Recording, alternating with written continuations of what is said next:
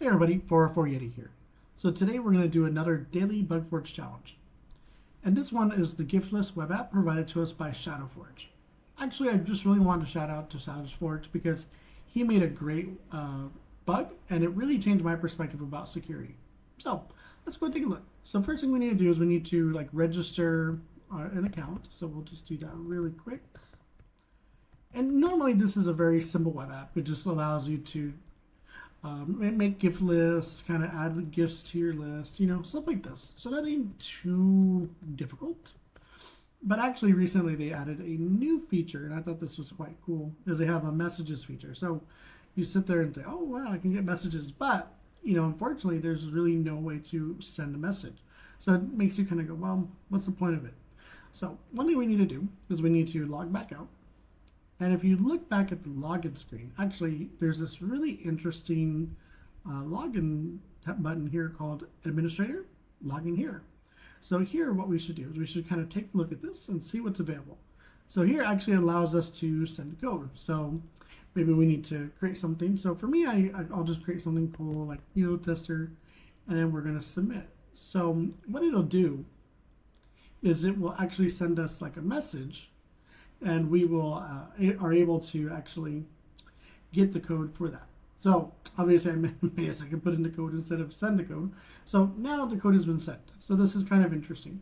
So let's go back to Kaido, and we're going to go ahead and open that up. So we're going to look here at the admin login send code endpoint. And here we see username administrator. Okay, so this is great. So we see that we already know the username for the admin. So there is some other user besides us. But let's go ahead and take this and let's go ahead and actually manipulate this in replay. So we're going to go ahead and open this up, and we are going to actually change it to our username, which is tester2. So let's send that and see if it works. All right, so it didn't give me an error, so that's maybe a good sign. So why don't we log back in and we'll see if anything had changed. So realistically, what should happen is it should redirect that authorization code to us, and we should be able to actually get a code to log in. And we do. We see your administrator login code is, and then whatever this is.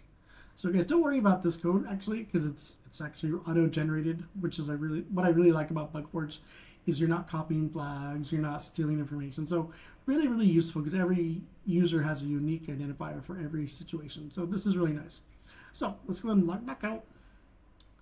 And then we're going to log in the administrator section. So we already have the code. So we're going to go ahead and hit submit. And boom, now we have access to the admin panel. Obviously, it's not really a fleshed out admin panel, but you can kind of see that this is a really important broken access control bug. Really could be very detrimental to a website. So guys, hopefully you kind of like this walkthrough. I had a lot of fun with this, and really, shout out to ShadowForge again for such a great bug. I really enjoyed it. And hopefully you guys will see you in the next video. Thank you.